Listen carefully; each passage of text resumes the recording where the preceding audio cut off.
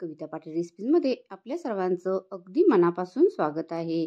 आजच्या व्हिडिओमध्ये आपण शिंक येणे आपल्या शरीरासाठी किती फायदेशीर आहे ही माझ्या वाचनात आलेली माहिती आज तुमच्या समोर व्हिडिओच्या रूपाने सादर करणार आहे।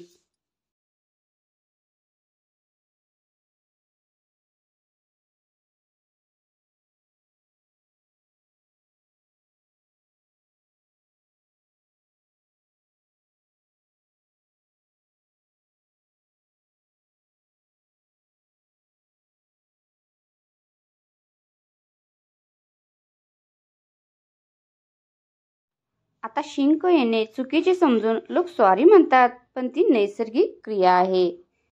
होय, न सांगता येणारी, न थांबवता येणारी शिंक ही शिंक आरोग्यास फारच उपयुक्त आहे असे आयुर्वेदात सांगितलेले आहे। शिंकेमुळे हृदयाकडून मेंदूकडे व पोटाकडे अचानक जोराचा दाब दिला जातो। या दाबामुळे सर्वांगातील रक्तदाब जोराने झटका देऊन ढकलला जातो। याचा चांगला परिणाम रक्तप्रवाह होऊन रक्तवाहिन्या चांगल्या प्रकारे कार्यान्वित होतात व डोके हलके होते। पूर्वी लोक शिंका येण्यासाठी नाकात तपकीर ओढून कृत्रिम प्रकारे शिंका आणत होते व डोके हलके करत होते। दैनंदिन जीवनात हृदयविकाराचे प्रमाण पुरुषांपेक्षा स्त्रियांमध्ये कमी आहे, कारण स्त्रिया स्वयंपाक करतेवेळी किंवा घराची साफसफाई करतेवेळी शिंकण्याचे कार्य सतत करत असतात। मात्र ज्या स्त्रियांचे शिंकण्याचे प्रमाण कमी आहे त्यांची तब्येत अकारण स्थूल होते। शिंकेमुळे पोटावर प्रचंड दाब येतो व पोटाचे स्नायू आकुंचित केले जातात, त्यामुळे कपालभातीचा योग पूर्ण होतो। नित्यनेमाने सकाळी उठल्यावर व रात्री झोपताना या 2 वेळेस शिंक येण्यासाठी उपाय केले तर शरीर सतत निरोगी तर राहतेच, शिवाय पोटाचे व डोक्याचे दुखणे कायमचे बंद होते।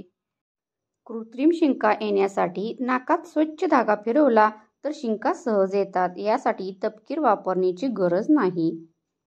शिंकेमुळे नाक व घसा सतत स्वच्छ राहतो, तसेच मनातील ताणतणाव कमी होतो।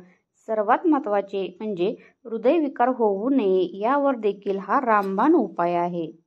अभ्यास करताना झोप येत असेल तरीही शिंका काढल्यास पुढील 2 तास तरी डोके तरतरीत राहते व झोप येणे थांबते।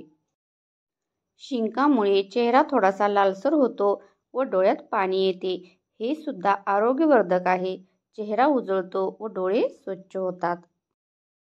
शिंकेमुळे डोक्यातील विचारचक्र खंडित होते व पुन्हा नवीन विचारचक्र सुरू होताना मेंदूला नवचैतन्य निर्माण होते। सतत सर्दी होत असेल तर ती शिंकामुळे काही काळाने अशी सततची सर्दी थांबते।